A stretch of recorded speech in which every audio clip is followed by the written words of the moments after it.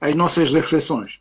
Obrigado, estamos juntos. Nós aqui agradecemos, José Gama, Pretória, a capital política sul-africana, lá se encontra aquele indivíduo que acho que nos últimos tempos deve ser o indivíduo que é mais solicitado para comentar, para falar sobre o país e sobre a região da África Austral. Seja bem-vindo, Gama, mais uma vez. Muito obrigado a todos que estão no estúdio, ao Frei e, sobretudo, também aos nossos ouvintes que estão do outro lado a apreciar e ansiosos para ouvir as nossas análises. E cá em estúdio, hoje já recuperado com as energias retemperadas, está o jurista Jaime, uma figura bastante conhecida e mediatizada. Seja bem-vindo e claro que a saudação que se impõe ao Dr. Jaime. Boa tarde, Horácio. Boa tarde aos companheiros de debate. Boa tarde extensiva ao vasto auditório da Rádio Despertar e essa equipa técnica muito competente e responsável por esse sinal que chega até aos nossos radiovintes. Hoje vamos ter daqui a pouco o jurista Chiplique Eduardo, está na capital do país e está a caminho daqui dos nossos estúdios, aqui na localidade de Viana, onde se encontram os estúdios centrais, para participar hoje a partir dos nossos estúdios. O Coque Mucuta está na Europa, a qualquer altura poderá marcar presença. Ele viajou para a Alemanha em gozo de férias. E ainda assim vai poder marcar a sua presença nesta edição. E a partir da província do Kwanza Sul, contaremos daqui a pouco também com o jurista Custódio, Nelson Custódio. Infelizmente, a figura que nós havíamos convidado por razões familiares, por razões de força maior, não estará connosco hoje para poder marcar o ponto de equilíbrio e principalmente dar esta interpretação técnica do tema escolhido para a edição de hoje. Mas antes de entrarmos no tema que agendamos para esta edição, eu convido os meus aqui os nossos analistas para ouvirmos a realidade que está a marcar a atualidade política portuguesa. O primeiro-ministro finalmente demitiu-se. E vamos ouvir a sua declaração no ato da sua demissão, que aconteceu há sensivelmente uma hora, para prestarmos atenção e depois comentarmos efetivamente esta realidade portuguesa, que naturalmente, de forma direta ou indireta, acaba por interferir, acaba por ser de interesse do público angolano. Vamos acompanhar o primeiro-ministro António Costa, as razões que o levaram a demitir-se. Mas tenho também o dever de colaborar e de me empenhar também neste cidadãos. Eu tanto cansei, não sou arguído, nem sei porque é que, quais são as práticas ou os atos de que há qualquer tipo de suspeição. Há uma coisa sobre a qual não tenho dúvidas. É que a função do Primeiro-Ministro é distinta da função dos outros membros do Governo. E que o prestígio das instituições democráticas, que cabe, acima de tudo, preservar, torna incompatível que se mantenha em funções quem, através de um gabinete de imprensa da Procuradoria-Geral da República, toma conhecimento que ou já foi ou vai ser aberto um processo de crime contra mim. Com justiça colaborarei totalmente, mas tenho também o dever de colaborar e de me empenhar também neste ato na preservação da dignidade das instituições democráticas. E por isso é fundamental que os portugueses tenham total confiança em quem exerce a função de Primeiro-Ministro. Obviamente, numa democracia plural, nem todos têm de concordar com o Primeiro-Ministro. É natural que haja aqueles que apoiam e que não apoiam, os que concordam e discordam do Primeiro-Ministro. Mas é fundamental que os cidadãos não tenham qualquer réstia de dúvida de que quem exerce essa função está acima da suspeição sobre a sua integridade, da sua boa conduta e, quanto mais, quanto à prática do nosso criminal. Eu nunca ouvi falar deste processo, não conhecia a existência do processo, que aliás é natural, constato por uma nota do gabinete de imprensa da Procuradoria-Geral da República que é aberto, ou foi aberto, um processo de crime no Supremo Tribunal de Justiça que me envolve. Bom, naturalmente, eu acho que isso não é compatível com a manutenção das funções do Primeiro-Ministro. Assim foi a declaração em resumo do primeiro-ministro português António Costa, primeiro-ministro demissionário. Aqui os argumentos bastante fortes e que podemos estabelecer ponte daquilo que é a nossa realidade. O cargo de primeiro-ministro exige integridade. Não pode, é incompatível com suspensão de qualquer tipo de suspensão. Deve ser exercido esse cargo de forma limpa e com a credibilidade que o cargo exige. Frei Angalo ouviu atentamente o que o primeiro-ministro português disse. Que lições nós podemos tirar desta atitude deste senhor de Portugal, que hoje acaba de apresentar a carta de demissão, vai fazer a gestão corrente até a realização das eleições antecipadas em Portugal? Frei Angalo. Olha, eu acredito que precisamos de esclarecer duas coisas, né? O primeiro-ministro é o chefe do executivo, é o chefe do governo. E Portugal, portanto, tem um sistema semipresidencialista, né? Portanto, o chefe do executivo é o primeiro-ministro. Depois tem o presidente da República, que na realidade é como o guardião da Constituição da República. Portanto, eu acredito que é uma atitude de coerência, sobretudo porque alguns ministros do seu gabinete ou do seu governo já estão presos. Portanto, é muito coerente, digamos, que o chefe do executivo, quando o seu executivo, portanto, é bombardeado, sobretudo porque aqui se trata de... até os nossos brincalhões também vão aprender uma nova palavra que está aí, que é o crime de prevaricação. Em Angola nunca se falou disso, né? Se fala de corrupção, nunca se falou do crime de prevaricação. Portanto, o António Costa, vamos dizer, é suspeito desses crimes, ainda tem suspeito. Portanto, aqui o António Costa, fundamentalmente, o que é que ele diz? Portanto, que o cargo de governo, isso é coerente, não é compatível ser feito num contexto de suspeita, e sobretudo quando a magistratura já chega a prender as pessoas, porque se pode fazer uma investigação, mas já quando se prende é porque existe alguma matéria substancial, porque não se fazem prisões arbitrárias no Estado de Direito. E então é coerente que o chefe do executivo se demita. É normal. E essa é uma das coisas que falta em Angola. Tá? Em Angola, por exemplo, temos isso, né?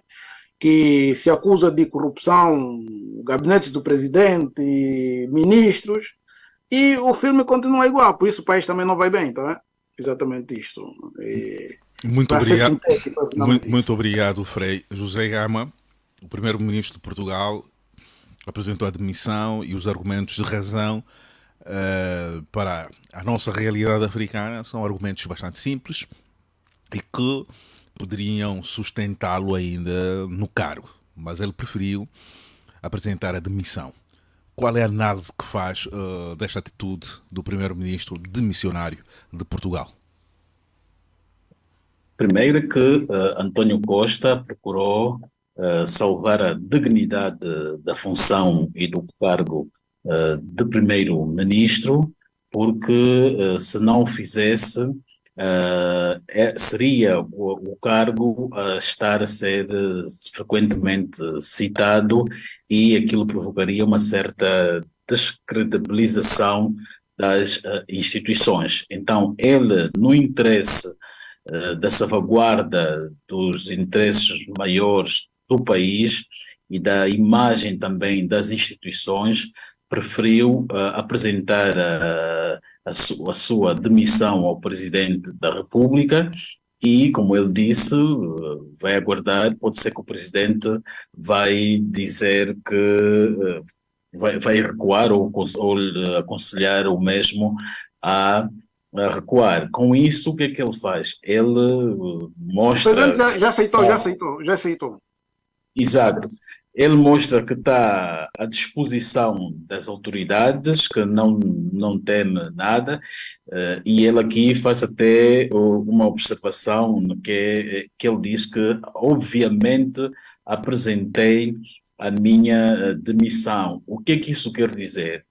Em Portugal, em 1958, houveram as eleições presidenciais em que o general Humberto Delgado, na altura apoiado pela oposição, concorreu com o candidato do regime, Almirante Américo Tomás, e houve uma altura que perguntaram durante a campanha ao general Humberto Delgado o que é que ele iria fazer com o presidente do Conselho de Ministros, que é equivalente a primeiro-ministro, Oliveira Salazar, e ele respondeu, obviamente, demito. Desde então, esta expressão em Portugal tornou-se símbolo de coragem. Daí que António Costa foi recuperar este termo para mostrar que estou a me demitir num ato de coragem.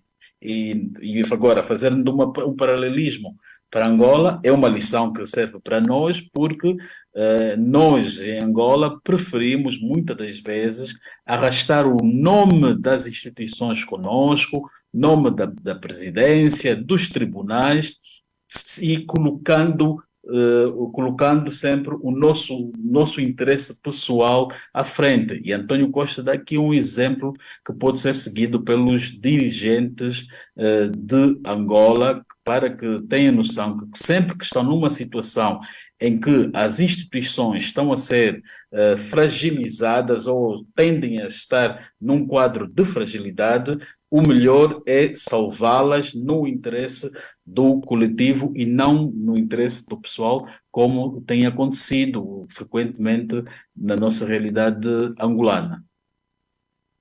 Gama, outro ponto que salta à vista é a coragem que o Ministério Público teve de fazer busca no gabinete do Primeiro-Ministro. Sabemos que o Primeiro-Ministro é o chefe do Executivo. Aqui podemos compará-lo, tal como já disse o Frei Angalo, à figura do Presidente da República.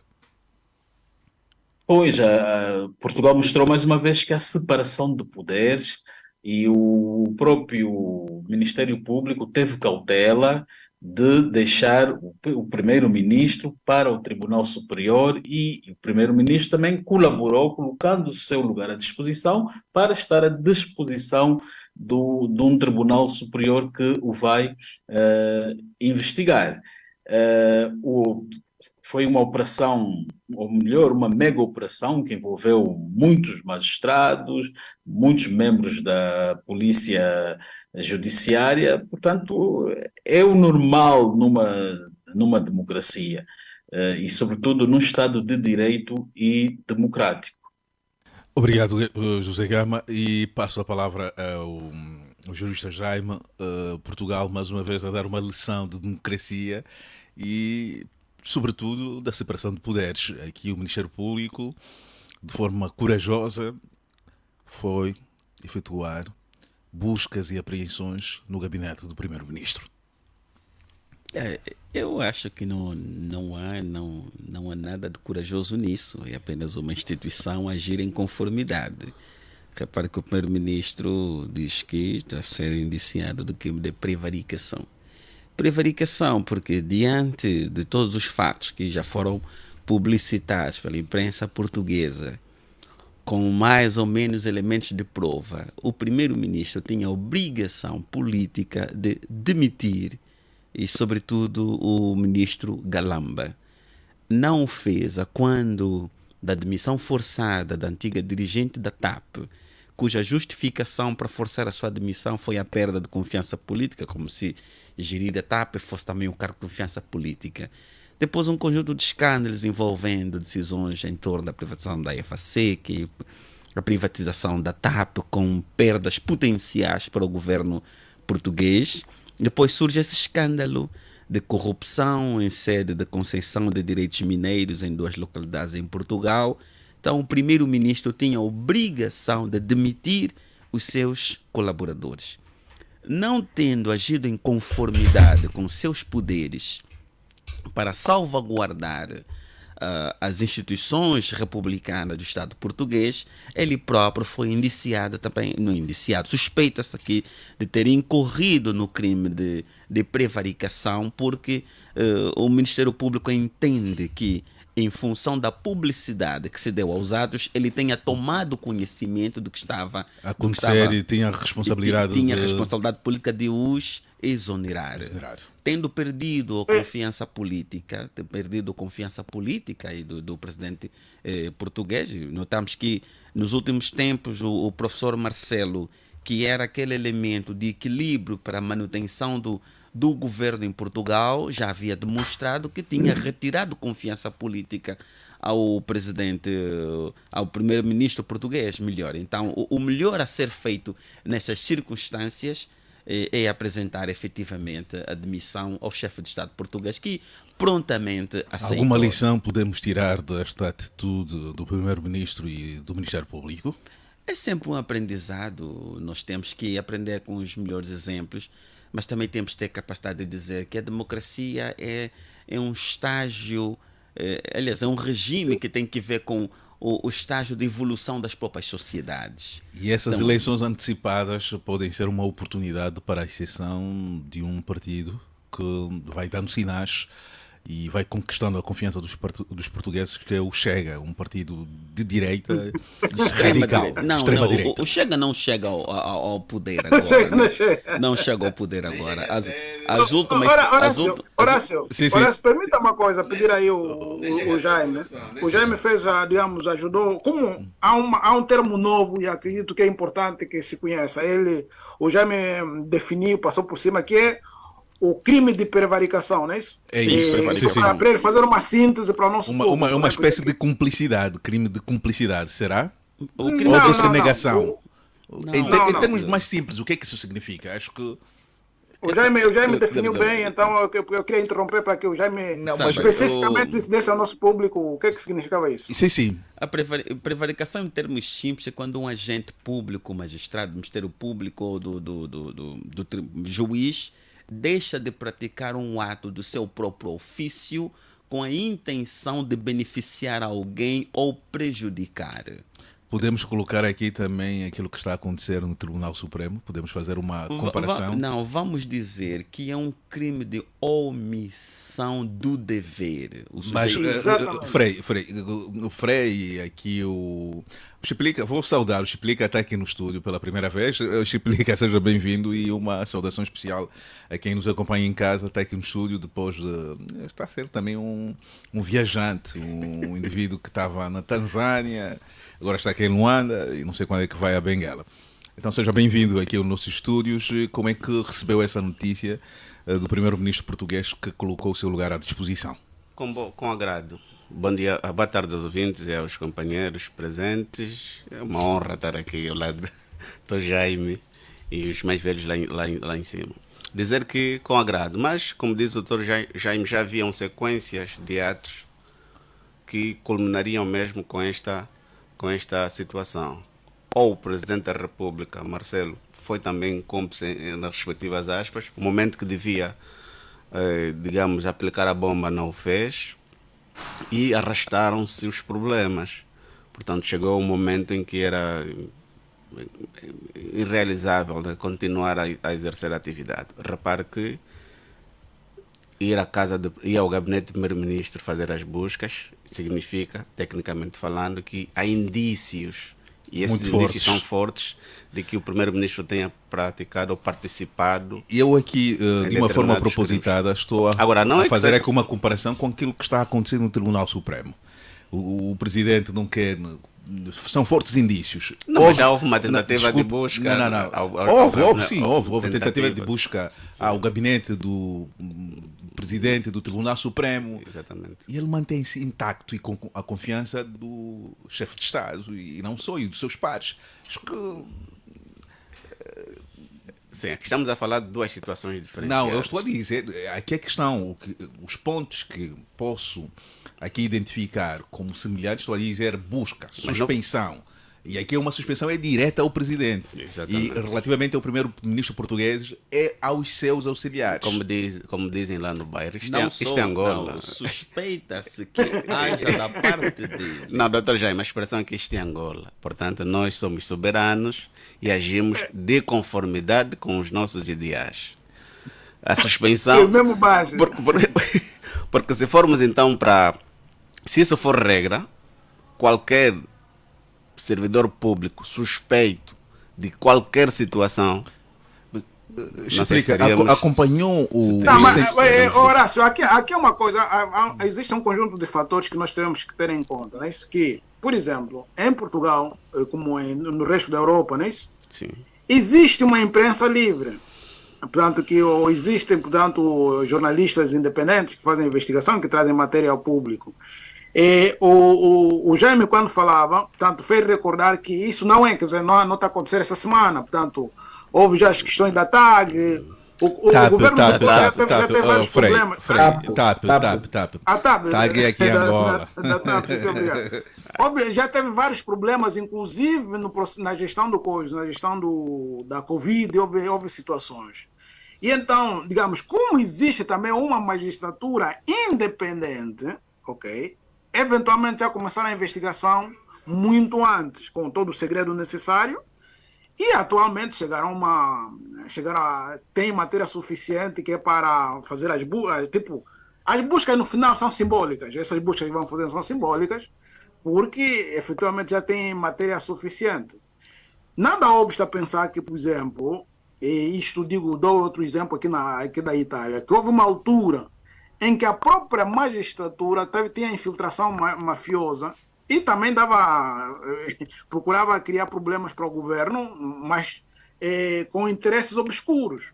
Então as coisas são muito delicadas nesse aspecto, mas sobretudo eu acredito que aqui o que nós devemos destacar é o fato, por exemplo, no caso de Angola, o presidente da República é também o chefe do executivo.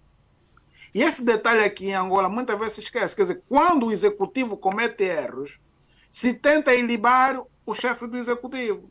Por exemplo, quando acontecem aqueles massacres em Cafunfo, para dar só um exemplo, não é isso? Aqueles massacres de Cafunfo, aquilo é de plena responsabilidade do João Lourenço, aquele massacre. E, portanto, como chefe do executivo, ele tinha que vir ao público dar uma explicação. E se passado esse tempo todo não deu uma explicação também, é mais um dos tantos elementos que, portanto, deviam levar à demissão do João Lourenço, porque, portanto, massacraram-se cidadãos e no contexto de Angola houve aquilo que nós chamamos de vilipêndio de cadáveres. Essas coisas, isto é da responsabilidade do executivo. As mortes durante a Covid, que a polícia matava à torta e à direita, com o brincalhão do Laborinho a vir ao público fazer assanhadices também. Ok. Tudo aquilo é de responsabilidade do João Lourenço, como chefe do executivo. Portanto, acho que esse é um detalhe que eu acredito que é importante realçar. Muito obrigado, Frei. Mas aqui só realçar o comunicado do Ministério Público Português em relação à detenção do chefe de gabinete do primeiro-ministro com o fundamento de que haveria fuga, perturbação da instrução, enquanto estiverem em função. Exatamente. Mas aqui eu continuo a fazer essa referência do presidente do Tribunal Supremo, porque acho que é uma figura importante do Estado angolano. Ora, essa questão da ética política e também porque a demissão... não sei se, mas eu aqui trago esse assunto com alguma... Demitir-se é um ato voluntário, Horácio. Mas é falta de vergonha. Depende da vontade da pessoa. Não, e para quem pratica, administra a justiça, não acho que a exigência é maior. É para não misturarmos. Não, a questão, eu trago isso porque as lições que podemos trazer... Vamos chegar até aí. Sim. Em Portugal trata-se do governo. Qualquer instabilidade no governo em Portugal tem reflexos até nas taxas de juros da dívida portuguesa.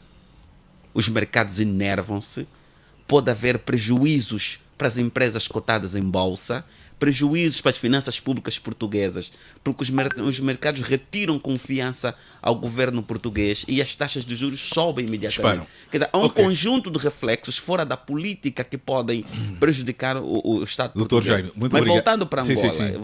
Voltando para Angola, o que é que se passa?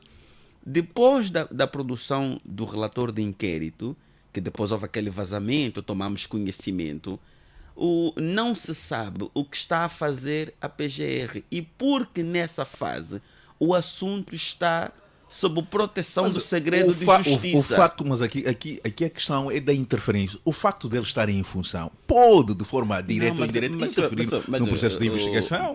Temos aqui diante de três juristas. Sim, mas o que está a dizer, houve efetivamente um relatório de inquérito Depois começa a instrução propriamente dita. Mas ele em exercício, doutor Jaime, desculpe, O que eu estou a dizer é que o... pode interferir de forma direta, pode jogar, fazer o jogo de bastidores para influenciar. Não há dúvidas em relação a isso. Trata-se de um sujeito muito poderoso que pode usar do seu poder institucional. Eu não sou jurista, mas acho que é um argumento mais que suficiente para... Deixa-me concluir o raciocínio. Pode efetivamente usar do seu poder institucional para interferir no bom andamento do processo que está em curso.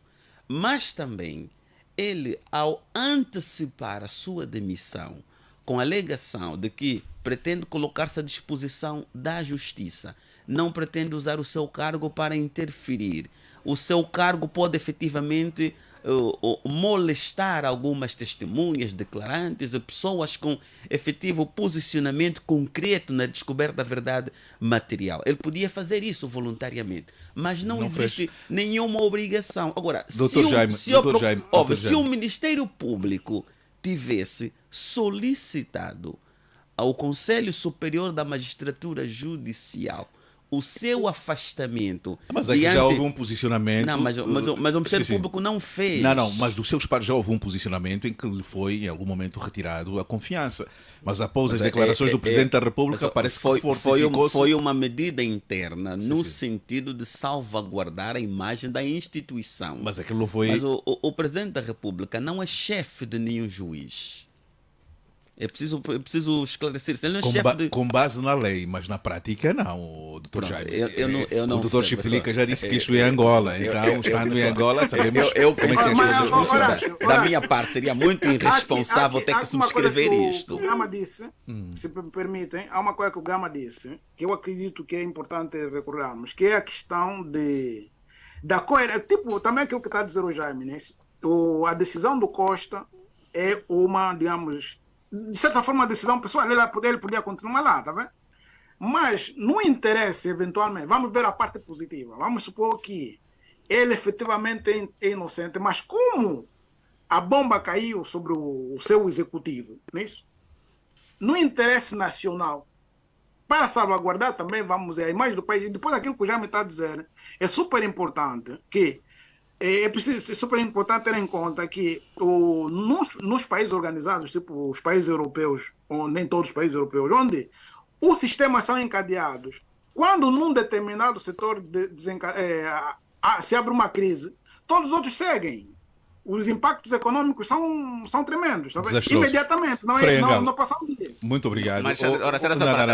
Deixa-me só saudar o Nelson Custódio, ainda não deu a sua saudação ao auditório. Nelson Custódio, seja bem-vindo. Está com o microfone desligado. Está com o microfone desligado. Acho que agora sim, não é? Agora sim. Então, como é que recebeu esta informação hoje? Caiu como uma bomba hoje, logo pelas primeiras horas da manhã, e no princípio dessa tarde o primeiro-ministro português largou o osso, como se diz, aqui passa a expressão. Olha, eu acho que foram de duas maneiras essa notícia caiu, né? A primeira tem a ver com o facto de que, primeiro, realmente, quando se vive num Estado verdadeiramente democrático e de direito, nós sabemos que absolutamente ninguém está acima da lei, né? Portanto, a lei ela vale para tudo e todos. E essa, de facto, foi a mais clara demonstração de que, de facto, Portugal é um verdadeiro Estado democrático de direito, não necessariamente beirando à perfeição, mas quando estamos no Estado de direito, democrático de direito, verdadeiramente, em que absolutamente ninguém está acima da lei, portanto a lei ela é válida para tudo e todos, o que acontece é exatamente isto. Notemos que as razões que ensejaram a demissão do António Costa não necessariamente tiveram que ver diretamente com a sua pessoa, ou a prática de algum facto tipificado como crime relacionados diretamente a si, portanto imputados a si. Não necessariamente. Foram apenas suspeitas em relação ao seu chefe de gabinete, por envolvimento, supostamente, em negócios de exploração de lítio na região de Monte Alegre, aí em Portugal, né? Isso já foi suficiente. Agora, quando nós traçamos um paralelo com a realidade angolana, o que nós podemos necessariamente dizer é que isso, olha, é claramente visível que o que nós temos em Angola é um Estado democrático e de direito apenas e tão somente do ponto de vista formal. Mas do ponto de vista prático, efetivamente, Angola não é, nunca foi, um verdadeiro Estado democrático e de direito. Eu volto a frisar. Se nós fôssemos um Estado verdadeiramente democrático e de direito, duas pessoas, só aqui a título de exemplo, não estariam em funções a esta altura no país. Uma delas é o Edeltrudes Costas, né, que é o chefe do gabinete do Presidente da República, que, como nós sabemos, é envolvido em supostamente casos que configuram a prática de crimes, né, que terão lesados o Estado angolano em mais de 20 milhões de euros, né, em primeiro lugar. E, em segundo lugar, é a questão que envolve o presidente do Tribunal Supremo, Joel Leonardo. O inquérito que já foi falado aqui, eu estava a acompanhar, que tanto tem a ver com os processos NUP 9.240/2023 da DINIAP, não é? Apontam que o presidente do Tribunal Supremo terá fraudado o Estado um valor que ascende ao quase 1.000 milhões de kwanzas, né? São questões que têm a ver com pagamentos em favor de empresas, supostamente ao qual ele tem interesse, pagamentos em favor, por exemplo, no inquérito, neste processo que acabei de citar, o inquérito 9.240, dizem respeito, por exemplo, a favor de empresas de Valdano Canjin, filho de Domingos Gamboa e irmã de Isabel do Domingo Gamboa, Leonardo, portanto, familiar dele. Né? Resumidamente, Nelson Custódio, ou seja, resumidamente, há um conjunto de elementos que podem efetivamente levar o presidente do Tribunal Supremo à cadeia se esse processo for levado a sério. Aliás, um dos jornalistas que tem acompanhado de forma sistemática e permanente este processo é o José Gama. Está em silêncio. Certamente. A que se deve esse silêncio, José Gama? Comparando com aquilo que está a acontecer em Portugal e por aquilo que acompanhou do presidente do Tribunal Supremo, há indícios claros de que o presidente do Tribunal Supremo não está em condições de continuar no lugar onde se encontra. Primeiro, no caso de Angola, a diferença é que João Leonardo não aceitou que realizassem as buscas no seu gabinete. Obstruiu, colocou à frente, pôs os guardas, todos impediram a procuradora, a magistrada que lá ia, e depois ele telefonou para o procurador Pita Gross, dizendo que só aceitava uma busca que se fosse ordenada pelo procurador-geral, porque ele alegava que questões de hierarquia, porque as buscas que estavam a ser feitas foram autorizadas pelo DINIAP, que é a Direção Nacional como é que se diz?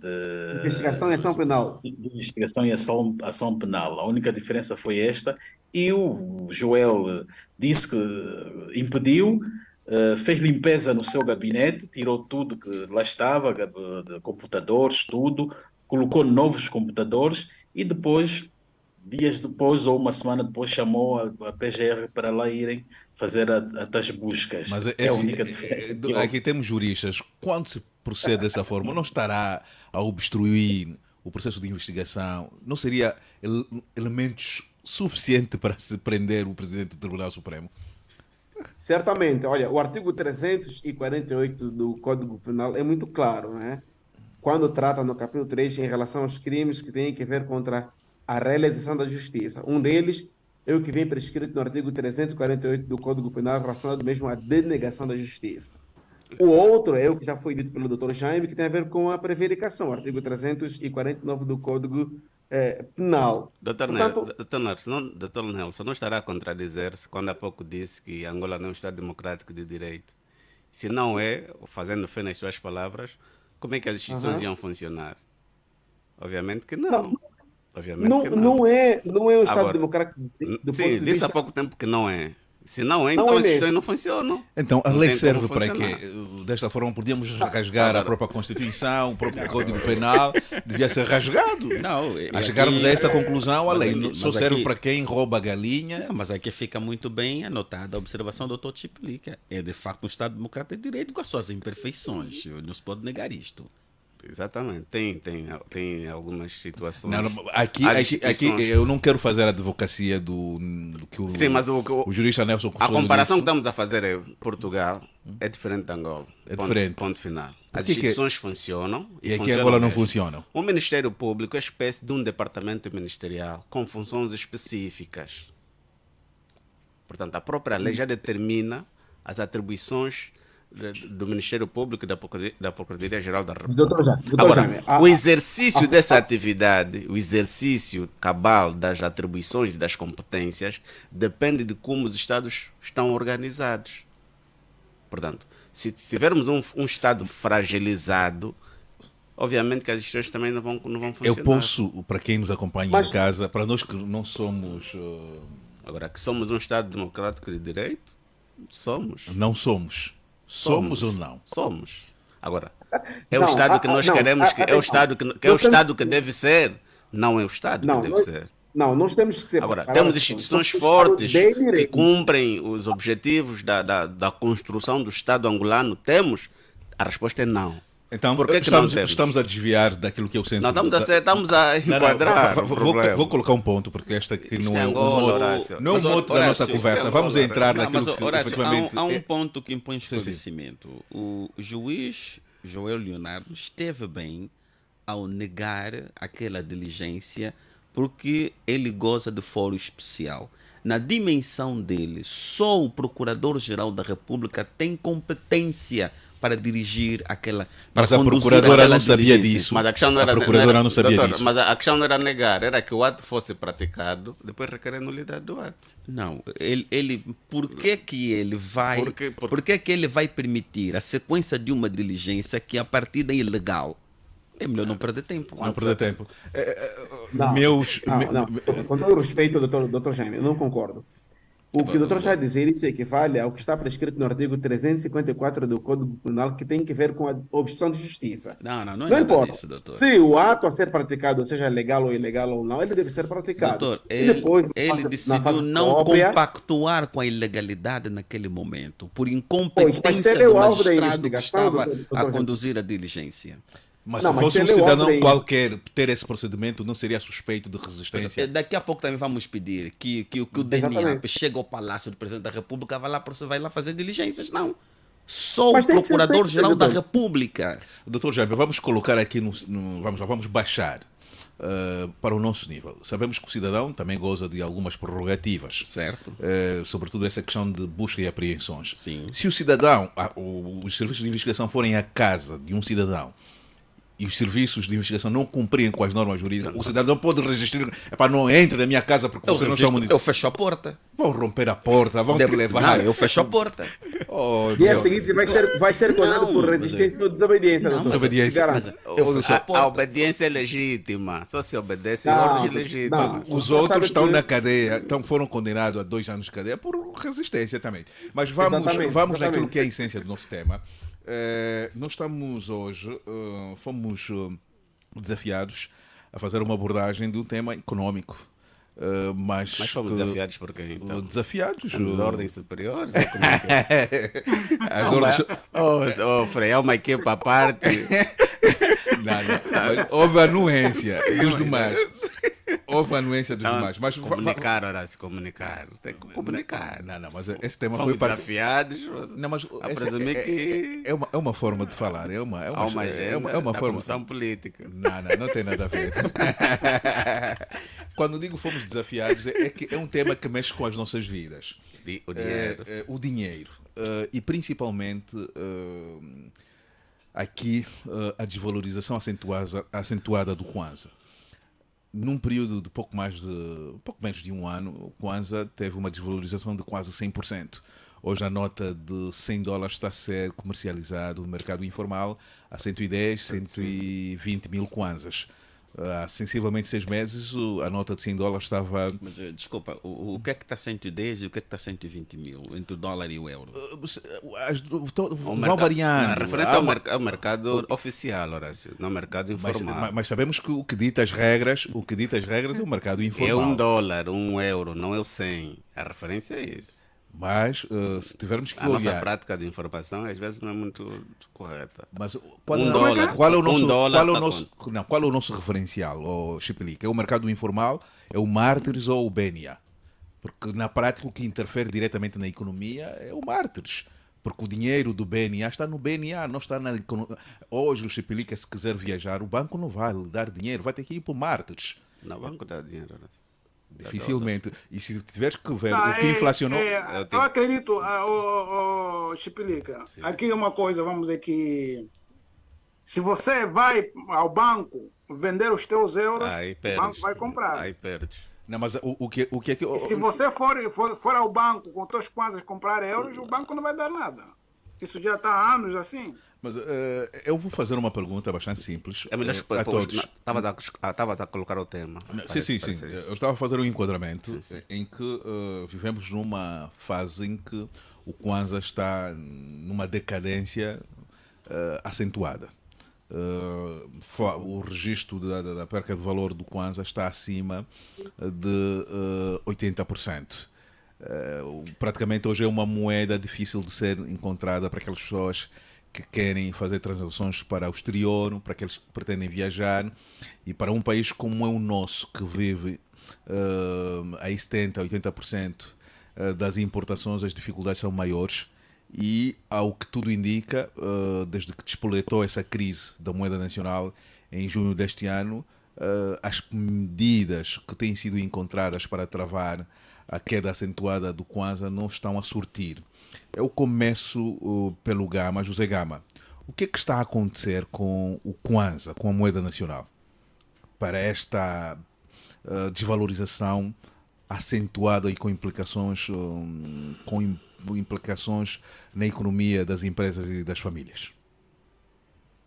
Bom, esta desvalorização do Kwanza tem já acontecido desde algum tempo, desde o momento em que as autoridades decidiram mudar o regime de câmbio fixo para o câmbio flutuante.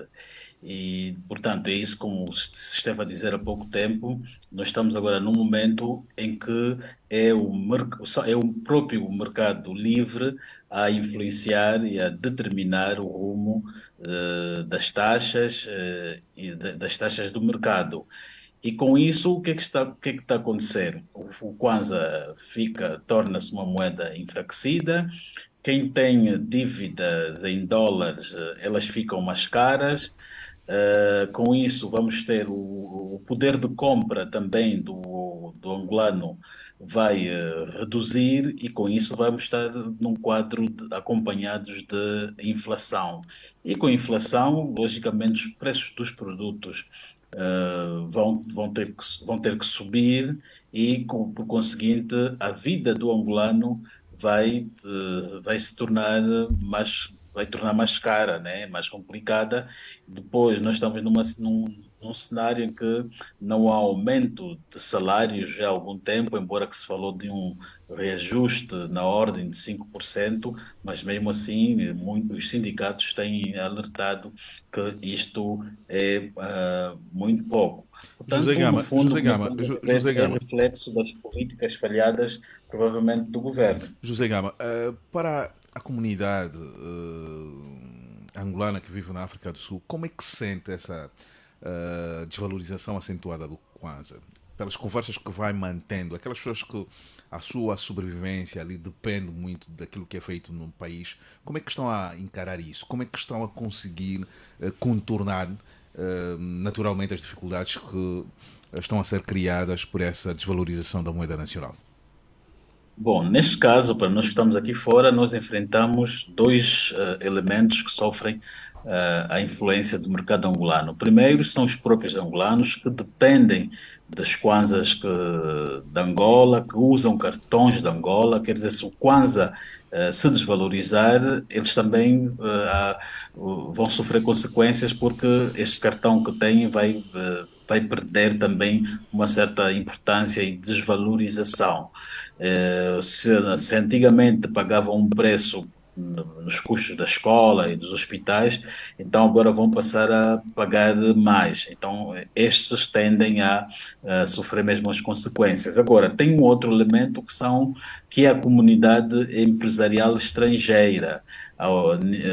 Um estrangeiro, quando vai investir num outro país, a primeira preocupação que ele quer saber é a questão de segurança e também do mercado da moeda. Então, com uma moeda não estável, as pessoas logicamente não vão investir. Por quê? Porque ele vai ter dificuldades de depois repatriar os seus dividendos a partir de Angola e muitos já tiveram essa experiência há alguns anos que não foi nada boa. Portanto, como o investidor não vai para Angola, que é o segundo elemento que citei, e o primeiro é a comunidade estudantil que depende das rendas do país, estes sim vão também se sentir afetados, a mesma semelhança em relação àqueles que estão no terreno no país. Doutor Jaime, o que é que está a acontecer com o Kwanza? Foi em 2019 assim, que decidiu-se pelo regime do câmbio livre. O câmbio flutuante deixou de ser, a taxa de câmbio deixou de ser fixada administrativamente, pelo menos formalmente. Isto é que se diz. O câmbio agora depende das forças do mercado, da necessidade de divisas ou não, e tudo isso vai influenciando então a variação. 2023 é um ano particularmente especial porque vem de 2022, em que houve uma apreciação artificial da moeda nacional em 2022, e depois começamos o ano 2023 meio complicado. Mas a situação veio acentuar-se mais nos meses de junho, maio e julho, onde a moeda nacional andou a ser depreciada ali em torno de 57%. Mas a variação da depreciação da moeda, e porque foi tendo vários picos, apreciação, depreciação, apreciação, depreciação, a média do primeiro semestre de 2023 ficou ali em torno, segundo o Ministério das Finanças, ali em torno de 30 e tal por cento. Até agora, na comparação de janeiro até a data presente, está ali quase em 69% de depreciação da moeda nacional. Eu penso que, realisticamente falando, este é o verdadeiro lugar do Kwanza. O Kwanza está colocado no seu devido lugar, tendo em consideração... Então, o que é que aconteceu para o Kwanza manter-se num lugar impróprio, com base nas suas palavras? Em 2022, tudo aponta que houve alguma intervenção do Estado, né? Quando falo Estado, falo do Ministério das Finanças e do BNA, no sentido de haver ali, uma valorização artificial do Kwanza em Era um ano eleitoral. O Kwanza em 2022. Mas o Dr. Jaime está a querer dizer que o governo enganou o povo. Mas eu não digo que o governo enganou. Eu gosto de encarar a política. Se me permite, Sr. Frei. Permita uma coisa. Sim. Eu não sei se estou errado, Frei. mas a queda do Kwanza começa mais ou menos em 2014, hein? De 2014 para aí começa... 2014 por força das sanções do Tesouro norte-americano. Não, 2014 foi o pico. 2012, 2013. 2014 foi o pico. Mas de modo mesmo acentuado, 2014. Sim, por força das sanções. Não, porque é que nós temos que realçar esse aspecto? Temos que realçar esse aspecto até porque surge bem, naquela altura, digamos, vou falar de América em geral nisso, que terá avisado o governo angolano de esses movimentos terroristas como o Hamas, o Hezbollah, que se estavam a financiar eventualmente através dos armazéns Arosfam, coisa assim. Inclusive, quem se lembra bem disto, o Nandô, que era primeiro-ministro na altura, né, depois ficou proibido de entrar nos Estados Unidos com risco de ser preso, porque ficaram teimosos e não tomar nenhuma decisão. Quer dizer, só para acrescentar esse elemento histórico. Depois se tentaram vários artifícios. As pessoas se lembram que houve uma altura que Angola tentou usar o euro como moeda de referência, mas com o euro era muito controlado, desistiram, depois tentaram usar a moeda chinesa e também depois desistiram. Essas coisas têm que ter. E outro detalhe super importante que nós temos que ter em conta, que é para ver o valor ou a desvalorização da nossa moeda, portanto, que aqui o Jaime dizia esse aspecto que muitas vezes a inflação é devido a fatores psicológicos. E um dos valores psicológicos super importantes é a confiança na economia nacional. Frei, o que é e nós temos, desculpa, sim, Frei, temos uma economia Frei, que nós não controlamos. Vou Frei, terminar rápido. Não, gostaria só que pudesse fazer um melhor enquadramento. O que é isso de inflação psicológica? O que é isso, Frei? Não, fatores que concorrem para a inflação, fatores psicológicos que concorrem para a inflação é a confiança no mercado. De quando as pessoas não confiam na moeda nacional, procuram mais a moeda estrangeira. Sobretudo, portanto, os investidores, os trabalhadores estrangeiros não aceitam, por exemplo, que os seus salários sejam Frei, pagos. aqui não tem que ver com o fator do país viver praticamente da importação? Houveram Não, circunstâncias existem setores... estranhas, o que estavam fora do controle do executivo nos meses de abril, maio e junho. Houve uma queda acentuada na produção petrolífera.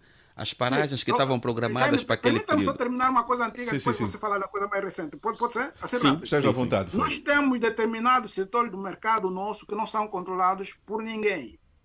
O mercado da fruta está na mão dos libaneses. O Líbano é um país em crise, falido, mas tem libaneses a serem grandes empresários em Angola. O mercado do pão está sob o controle dos libaneses, mas o Líbano é um país falido.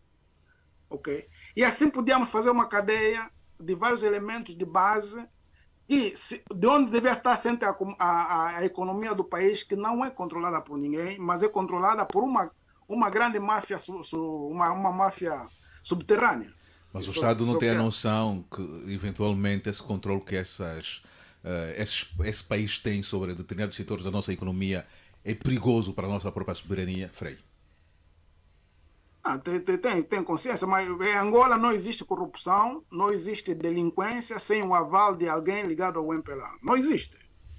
E para esse caso em concreto, quem provavelmente estará a proteger essa máfia? Ora, essa é uma questão que devemos também Olha, eu termino rápido. Esses mamadores, por exemplo, reparem, pessoal, nem preciso ser gênio. Você vê essas lojinhas que chamam mamador, de Cabinda ao Cunene, do Mar ao Leste, vendem todos os mesmos produtos. Você conhece alguma loja de um angolano que tem os mesmos produtos? Ok. Aqueles produtos, como é que é? É uma pergunta que fica no ar. Aqueles produtos, como é que entram em Angola? Como é que essa gente, quem é que dá os alvarás a essa gente? Se você vai lá ver aqueles alvarás, muito tem nomes. De angolanos. Senhora, mas nós temos um aspecto importante a fazer nisso. Mas se me permite, só para terminar o raciocínio que eu havia começado. Desculpa lá, sim. Sim, que eu havia começado. Então tivemos um momento, uma situação extraordinária a partir de abril. Uma queda deste ano, uma queda de 8% na produção petrolífera e de gás em Angola. Paragens não programadas que não estavam previstas. Algumas previstas demoraram muito mais tempo do que aquilo que havia sido acordado nesse período. Coincide também com o pagamento de uma tranche da dívida à China. Não houve a compensação que devia vir da produção petrolífera. O bloco 0, 14, 17, 18, 1506, todos esses blocos tiveram a produção em baixa e, em alguns casos, a produção paralisada. E como sabe... Doutor, aqui não podíamos fazer o equilíbrio com o preço, já que o preço do petróleo foi aprovado com um referencial no Orçamento Geral do Estado e este ano todo ele foi vendido acima daquilo que está no Orçamento Geral do Estado. Isso não podia fazer algum temos equilíbrio? Que ser honestos em relação a isso. A riqueza do petróleo é produzida em Angola, mas ela é transferida maioritariamente lá para fora. A exploração petrolífera controlada por empresas angolanas sem associação com empresas estrangeiras não corresponde a 5%. chega até 20 e poucos por cento em associação com empresas estrangeiras. Então, aquilo que fica aqui de impostos, dividendos, serviços de intermediação financeiras de bancos que estão fora da nossa jurisdição, tudo vai. prestação de serviço, tudo isso, o que fica efetivamente para Angola é muito pouco, É quase nada. porque a participação de Angola no segmento de petróleo e gás ainda é muito baixo. Por isso é que a riqueza é É só produzida para recordar aqui. que o presidente disse no seu discurso que Angola importa. O combustível que se usa em Angola importa. Exatamente. Depois não, tem dívidas que vão lá para fora, cerca de 4 bilhões ou que por ano, para importar combustível, aos salários dos expatriados, aos tudo vai para fora. aos dividendos dessas empresas todas, ao setor não petrolífero, como disse muito, fez recordar muito bem o Sofrei, setor não petrolífero controlados por empresas estrangeiras. As poucas divisas que entram ao setor petrolífero voltam a sair, que é para transferir dividendos e lucros de empresas fora do setor petrolífero que operam em Angola. Então, as divisas Jaime, que ficam aqui Doutor são Jaime, muito poucas. Doutor Jaime, qual é o papel do governo de Não fica nada mesmo, eventualmente. Mas a Pode pergunta entrar que eu corrupção, faço, não é isso? a pergunta que eu faço, o governo sabe disso? Não. Que o doutor está a Não, dizer. há O governo sabe disso? há consciência disso. Por isso é que o apelo político é no sentido da diversificação da economia e o aumento da participação do setor Mas privado como é que o petrolífero governo- angolano. Doutor Jaime, como é que o governo permite isso? Isso coloca o governo numa condição bastante difícil, já que não consegue realizar a vontade dos angolanos e Nós para compreender. agrava Olha, ainda a nós- pobreza. O nós- setor petrolífero é muito intensivo em tecnologia e capital. Não, e nós- nós, infelizmente, não Não, temos essa Não, nós para Mas- compreendermos mas isso, esse nós, problema- nós para compreendermos Explica, isso, temos que por favor. necessariamente recuar. Recuar olhando para os anos em que o barril estava a 100 dólares. Olhar para os anos em que contraímos dívidas. O destino que demos a essas receitas todas que devíamos, olhando para essa perspectiva, isso que o doutor já me disse, não é de hoje, isso é conhecido há muitos anos. Portanto, nós tivemos um momento da nossa história que devíamos ter organizado o país e não o fizemos. Na Por condição- culpa de quem? Por culpa Por de quem governa, obviamente, isso é indiscutível. As políticas econômicas todas, vamos só dar Mas um exemplo. o angolano sabe disso, que é por culpa O problema é do que não se governo. comunica com verdade. Não se diz isso na cara do cidadão. A verdade é que as políticas todas econômicas que foram traçadas depois da paz, todas elas foram fracassadas. Todas. Portanto, depois Doutor, partimos sim. partimos para outra coisa que é muito mais grave e não fizemos o chamado desenvolvimento sustentável. Fomos para infraestruturas fragilizadas, sem condições de garantir estabilidade por muitos anos, as estradas, as escolas, os hospitais, etc, etc. Portanto, não criamos, a nível do país, estruturas sólidas. Mesmo hoje vamos falar de diversificação. Vamos diversificar o quê e para quê? Onde? Uma pergunta que fica no ar. Quem tem o poder doutor, de hoje? um E outra momento, coisa o muito doutor mais grave. Custódio está Quem muito tem isso. o poder de compra hoje? Não, eu gostava É de uma fazer, pergunta- 80%, gostava 90% do de salário fazer vai para a recordar comida. algo. Sim, sim. O que o doutor Chiplica disse não pode ser afastado do ambiente de corrupção. Uma coisa são as políticas públicas, aquilo que é a vontade do Estado para poder satisfazer as necessidades coletivas. E outra bem diferente é o comportamento de alguns agentes do Estado. José Gama publicou um artigo recentemente muito interessante que vem nos mostrar como é que um esquema de corrupção colocou dinheiro nos bolsos de um general que tinha responsabilidade de Estado. 200 milhões de dólares em corrupção. Por mais boa vontade, nós ainda que tivéssemos Quem é esse ressuscitar general? Adam Os ouvintes- Smith, Os ouvintes naturalmente O Gama sabem quem é. tem- se o Gama tivéssemos tem que para falar. ressuscitar Adam Smith para gerir a economia angolana, mas com esse tipo de comportamentos, Não é possível. não era possível fazer bem as coisas. Não era Mas quem é possível. esse general? O José Gama está aí, depois vai nos José fazer Gama, recordar quem é quem é esse? o sujeito. Horácio, Olha, tem um caso, é, por exemplo, nós posso- temos o caso eclatante como é que chama esse? O Major Lussat. Lussat, o caso Lussat. É um caso escandaloso. Porque o nosso problema, e como bem diz o Jaime fez uma síntese, digamos, global, até com muitos detalhes. Mas no concreto é isso. Portanto, você pode fazer proclamas de política, depois a prática é de corrupção, né? Isso grande. Por exemplo, o caso do Major Lussat, né? Seu conterrâneo. Sim, sim, meu conterrâneo. Não, o Lusato era vizinho, era meu vizinho, era vizinho do coisa, da casa do meu pai, lá na Chibia. Cresceu com meus irmãos, né? O Lusato entrou para a OGP com meu irmão, é amigo do meu irmão lá. Yeah, a irmã do Lusato vende na praça ali, coisa lá na Chibia. Mas ele é multimilionário. Só para dizer, por exemplo, o caso não podia Lusato, vender, Frei, não podia vender. Mas o não, irmão quer dizer tem que dinheiro. ele é ladrão, nem coisa, ele é um ladrão Frei, irresponsável. Frei, nada nesse país acontece por acaso. A exibição que foi dada a Lusato era mesmo para demonstrar um ângulo da abordagem, da tentativa, do combate à corrupção, da impunidade. Não, é que Não é sim, necessariamente que isso é uma amostra apenas, não era um Não, ensaio. olha aí, Lúcio, eu quero assim, portanto, nós vamos pelos fatos. Sim. O caso do Lusato, portanto, aquilo tem a ver com os serviços de inteligência, está lá estão metidos serviços de inteligência. E que foi feito na barba do presidente da República. E o fato simples e público é que não teve consequência nenhuma.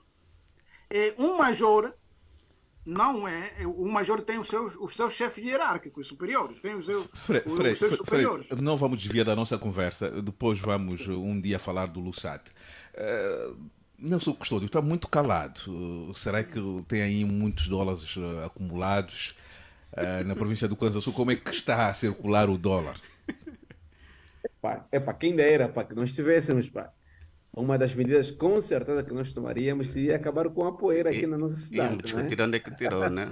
A discussão seria onde Mas, tirou. como é que o Nelson Custódio está a encarar essa crise do Kwanza? Parece que o Kwanza hoje é uma moeda que ninguém quer ter como referência para a poupança e para fazer negócio. Bom, uma das questões que me chama a atenção é o facto de que hoje é proposto para 2024 comporta um valor global de cerca de 24 mil milhões de kwanzas, não é? E o que foi feito transparecer assim, para a opinião pública é de que, tanto desse total, cerca de 53 mil milhões de dólares, equivalente, né, serão para o serviço da dívida pública. Ou seja, 40% no total. Exatamente.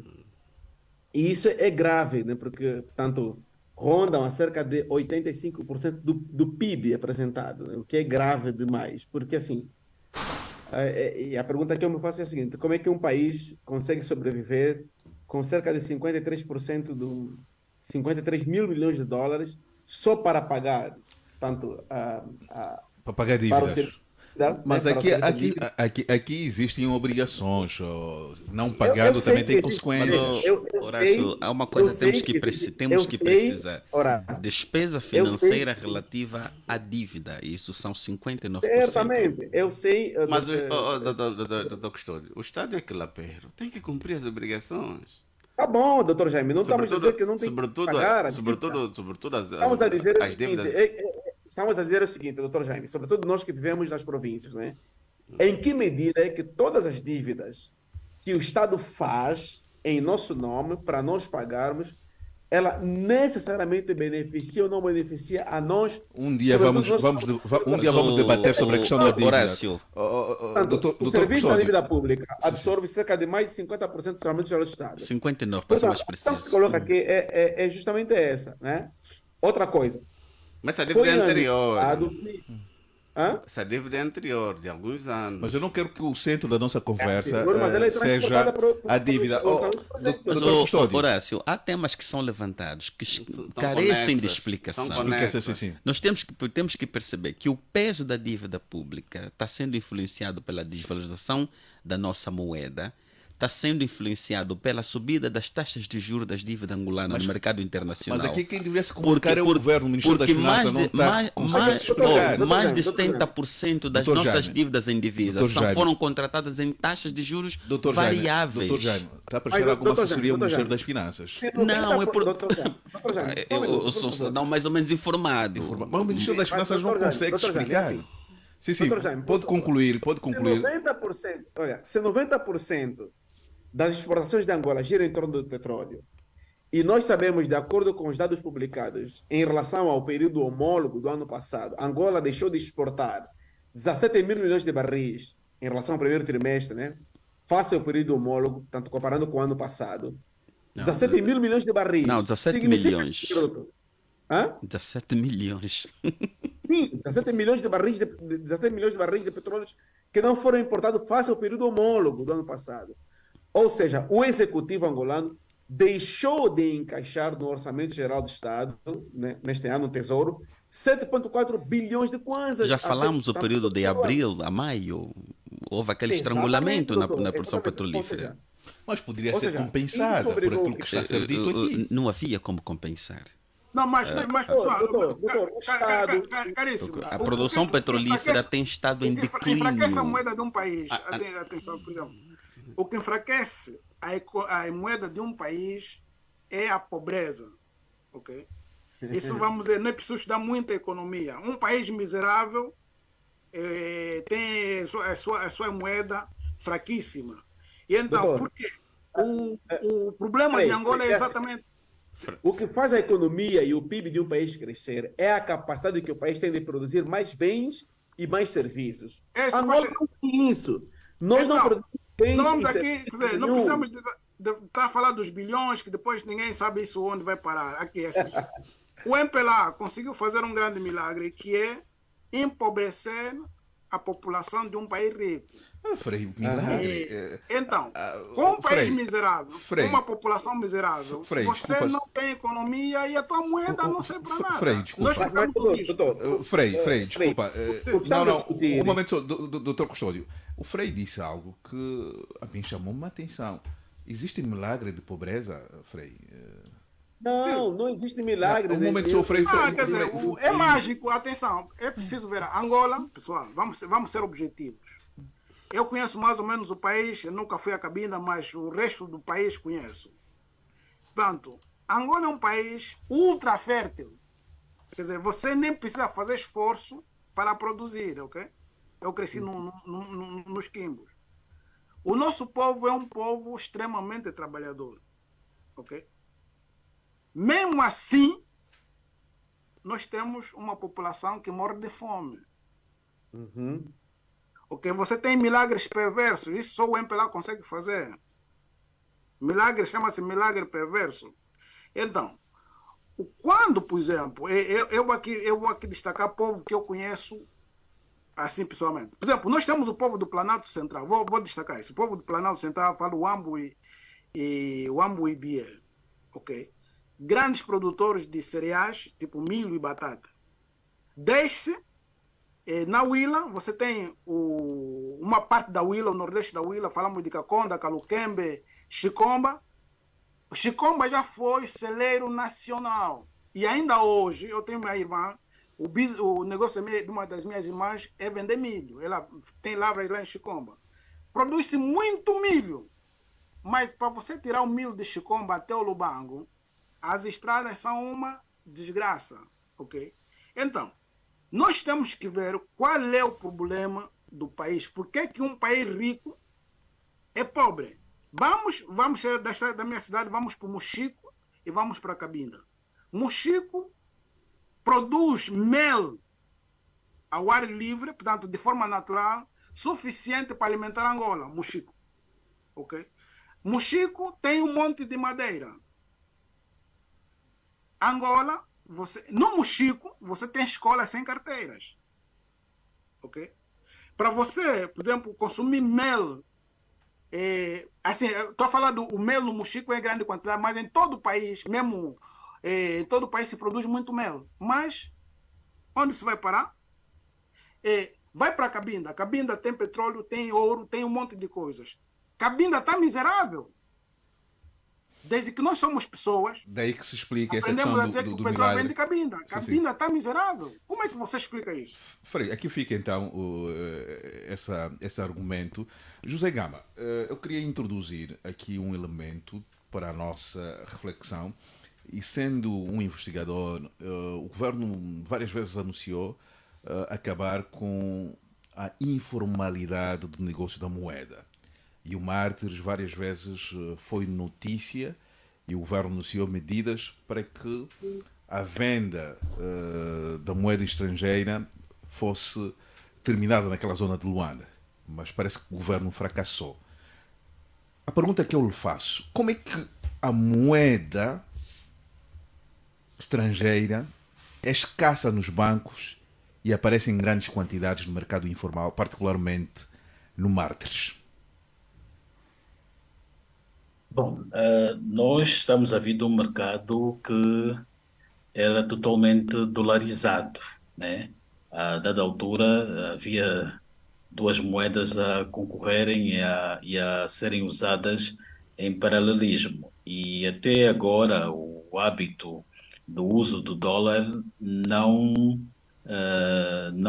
está descartado. As pessoas até hoje, por exemplo, usam o dólar como uma moeda de orientação. E depois, nós temos muitos estrangeiros, as chamadas lojas dos Mamadou e outros indianos, paquistaneses, a operarem no mercado angolano. E estes precisam de repatriar também os seus fundos.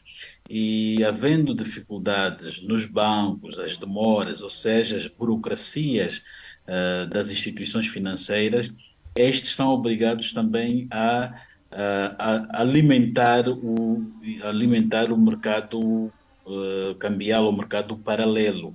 Eles têm os kwanzas e querem comprar os dólares e fazem aquilo num câmbio aliciante que qualquer um prefere. E há muitos angolanos que têm divisas, é aqueles que vão para Portugal, para o exterior, trazem e vão vender nesses estrangeiros. Nenhum angolano hoje, se pegar, por exemplo, uma nota de US$ 100 e querer trocar, ele tem duas opções, ou o banco ou a rua. O que é que ele prefere? Ele prefere a rua porque na rua ele dão-lhe José Gama, tem mais quando. mas quem alimenta esse mercado informal? São os bancos ou as pessoas que vêm do estrangeiro?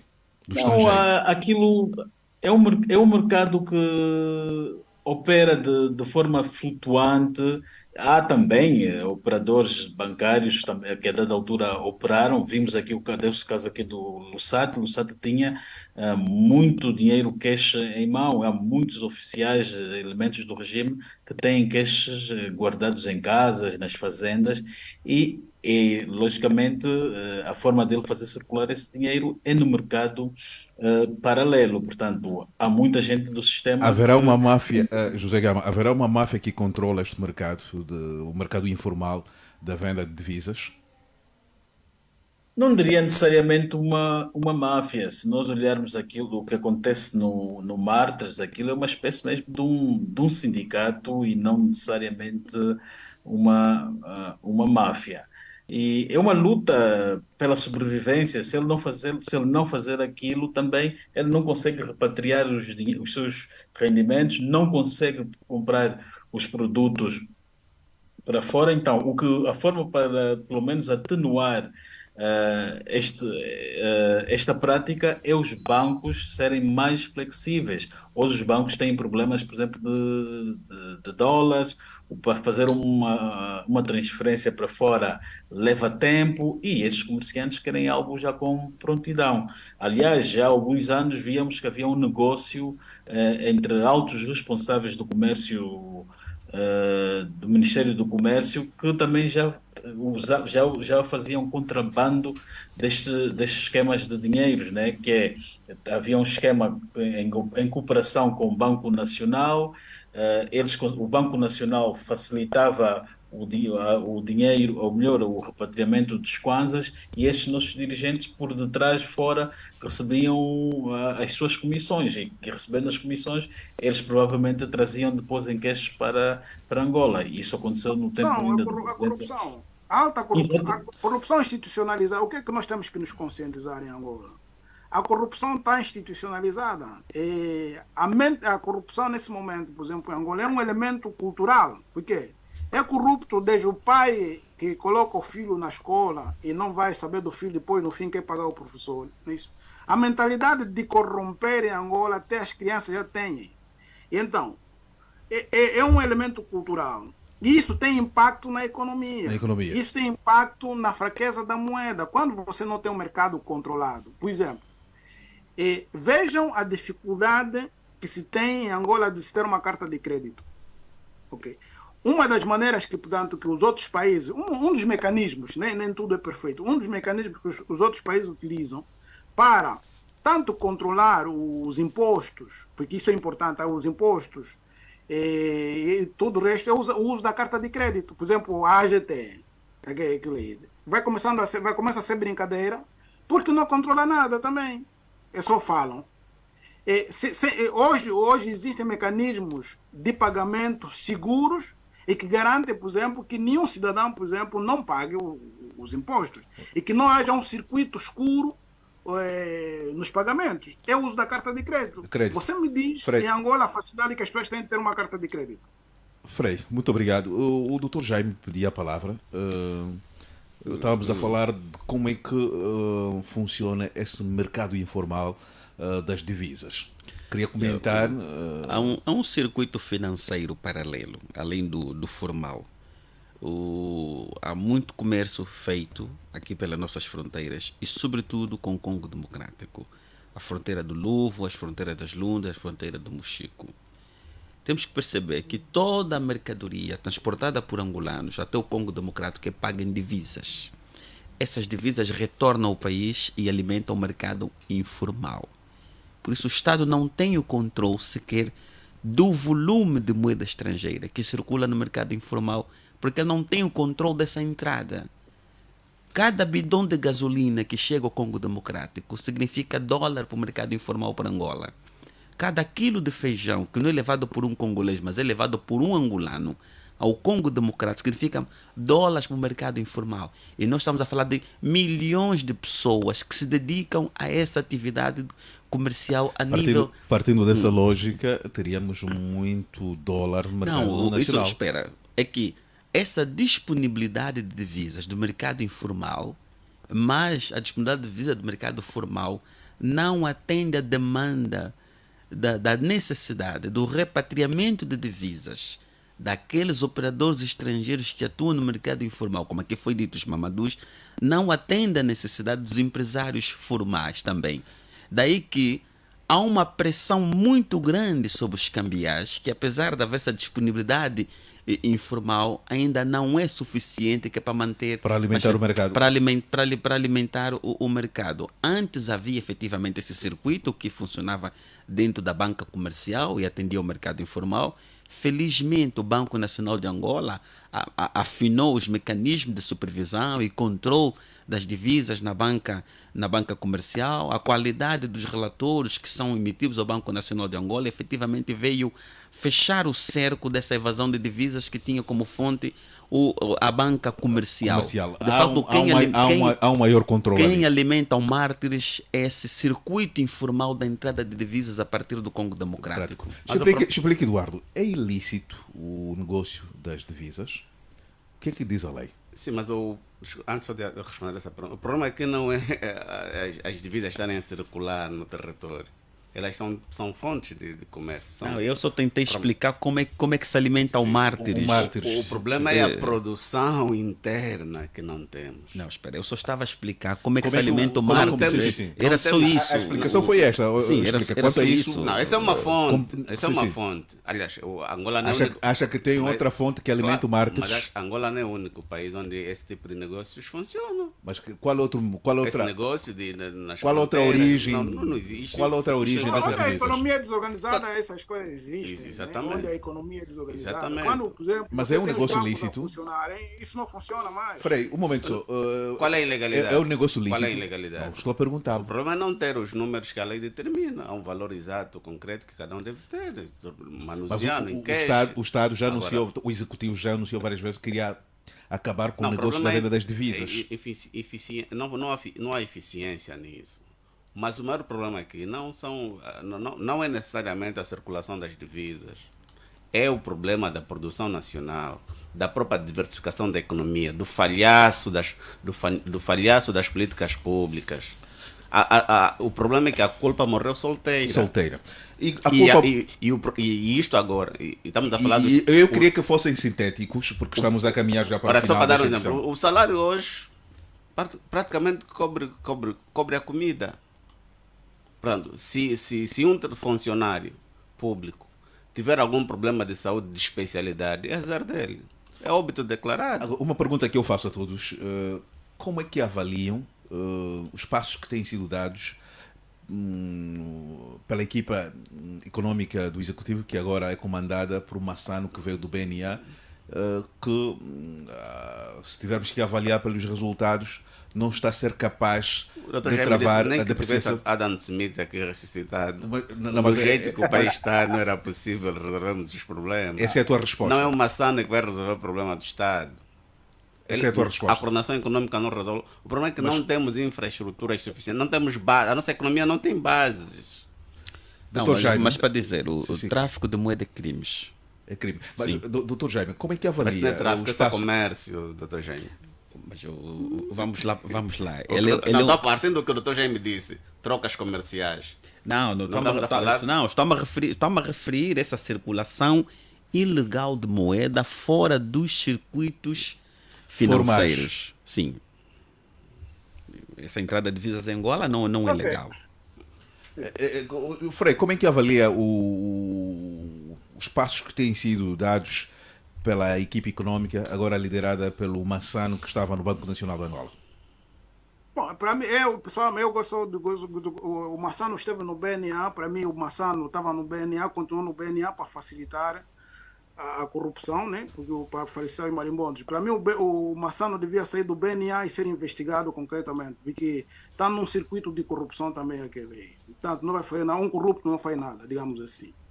E outra coisa, portanto, aqui não haverá desempenho, porque não é uma comissão que pode substituir um ministério. Angola não tem economia. Quem conhece o ministro da Economia? Se conhece a Vera Daves, que é das finanças, porque distribui o dinheiro que recebe, mais nada. Não há desempenho a avaliar aí, trata-se de um Frei, governo. acha deve que ser faltam demitido. competências? Acha que faltam competências?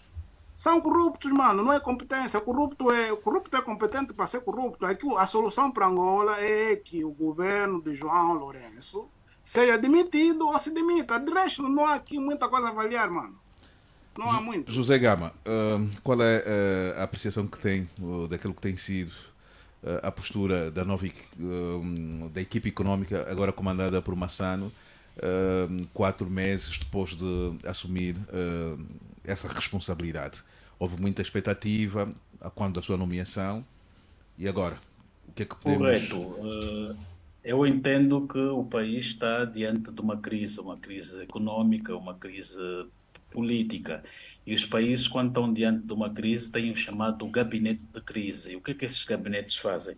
Ele procura, o importante aqui não é apresentar soluções, mas criar um quadro de ilusão para dar a entender que estão a fazer trabalhos, que estão dedicados, e o que nós estamos a assistir é a equipa econômica aparecer de quando em vez, estamos a presenciar o Presidente da República a inaugurar aeroportos que ainda não vão começar a funcionar, ir a inaugurar hospitais, centralidades, promover uma presidência aberta, ou melhor, forçar uma presidência aberta para dar a entender que está a trabalhar muito, porque em parte temos aqui um presidente que vem de um cenário de fragilidade que recentemente foi ameaçado com destituição do seu cargo. Então a forma de sair das cinzas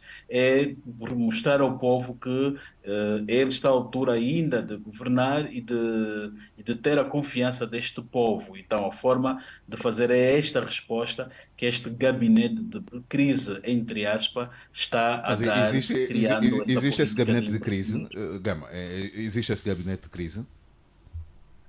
Existe esse gabinete de crise em Angola, que é uma espécie de. Aliás, todo o país, nem que seja virtual, quando nós Mas quem tivemos comanda aqui. esse gabinete de crise? Quem comanda esse gabinete de Não, crise? são gabinetes virtuais, por exemplo, quando de emergência, quando nós tivemos o problema da Covid, havia um gabinete, uma estrutura a funcionar, aquilo é um gabinete de crise. Quando se está em guerra, cria-se um gabinete de crise. Aliás, até a própria Presidência da República acolhe no seu interior um gabinete, uma espécie de gabinete de crise para questões militares que foi construído pelos russos. Obrigado, José Gama. Para finalizarmos, consigo o Nelson Custódio, nota conclusiva desta conversa que tivemos, da depreciação do Kwanza, com implicações muito fortes na economia das famílias e das empresas. A continuar assim, que futuro se reserva para o país? Olha, eu acho que enquanto nós não apostarmos em, por exemplo, diversificação da economia, que tem a ver com diversificação de ativos das famílias, né? Então, as famílias hoje, ninguém hoje tem capacidade de investir. Depois, a questão que envolve educação financeira, planejamento financeiro no seio das famílias, reduzir a dívida pública, porque é impossível que um país cresça com 53% do orçamento voltado para o serviço da dívida pública. Não tem como, é impossível, né? Depois, falta de investimentos em educação e também em habilidades no seio das famílias. Tanto isso implica naturalmente investir em educação e desenvolvimento de habilidades concretas, né? O que nós não temos em Angola. Tanto as famílias não têm educação financeira nenhuma. Em Angola ninguém tem educação financeira com vista ao planejamento financeiro e assim por diante, não é? Essas questões todas são fundamentais, porque no final das contas faz com que cada um de nós, chega ao final de cada um do mês, não tenha absolutamente dinheiro nenhum, nem para investir. O senhor sente-se mais pobre, se tivermos que comparar há 2 ou 3 anos? Olha, não tenho dúvidas nenhumas. Fazia parte da Se classe levarmos média, em né? consideração o fato de que em 2017, quando o presidente da República assumiu o poder, o dólar nem sequer custava $100, nem sequer estava orçado em 20 mil kwanzas, né? Nota de $100.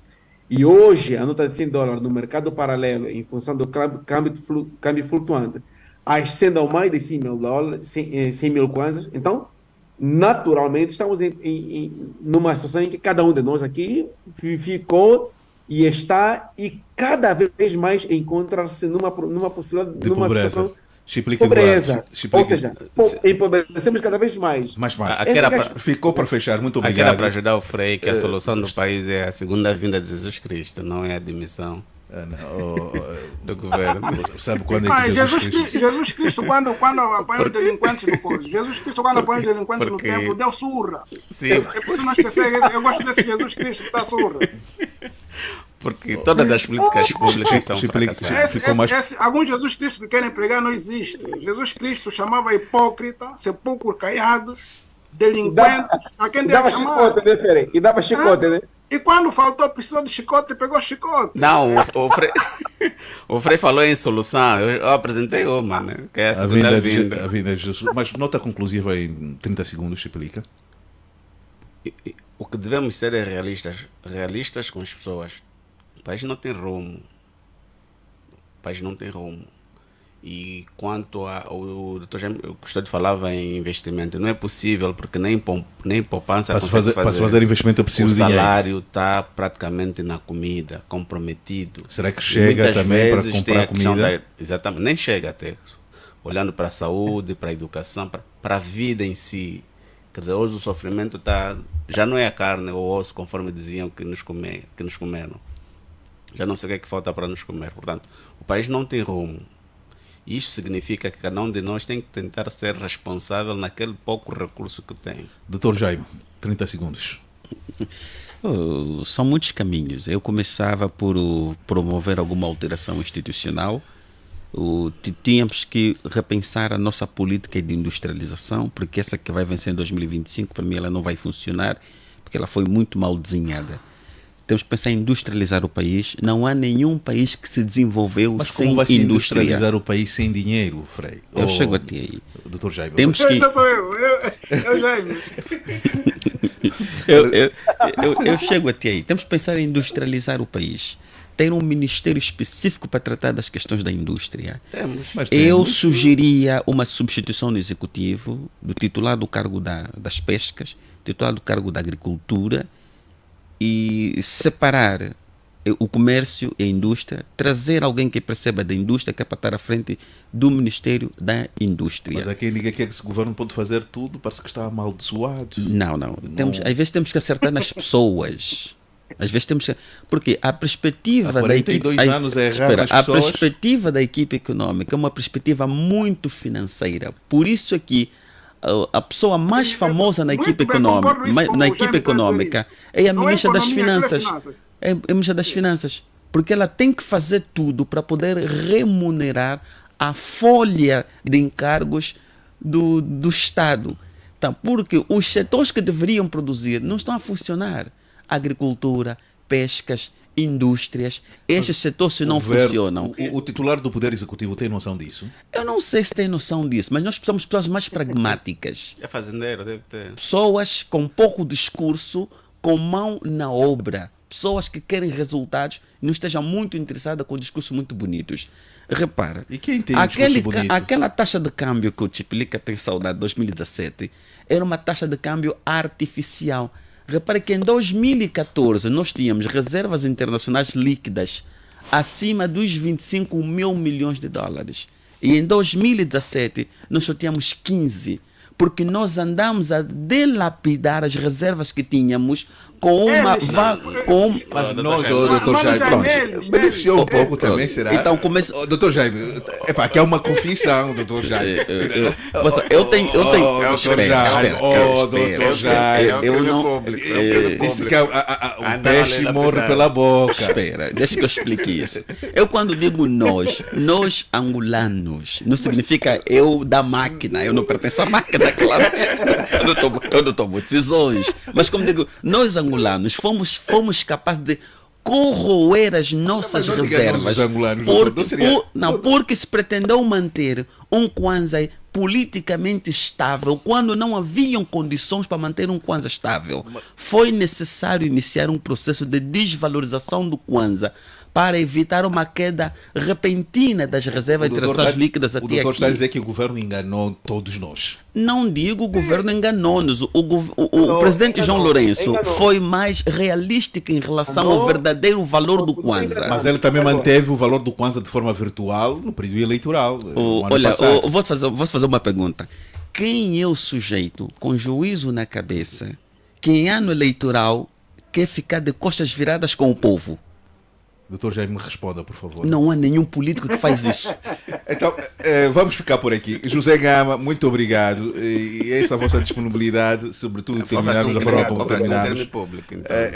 E claro que... Chamar aqui a PGR para ver se o doutor Jaime consiga Confessar. Responda. Mas aqui fica efetivamente agora provado que o nosso tempo é muito curto. Os temas são tão interessantes e o nosso tempo é curto. Temos que passar a começar às 17. Às 17, mas temos Retira o espaço. noticiário das 17. O espaço Fica só top. O espaço publicitário depois acaba por romper o nosso horário. José Gama, Frei Angalo, Doutor Custódio, muito obrigado. Conto convosco daqui a 7 dias. É sempre bom contar com os vossos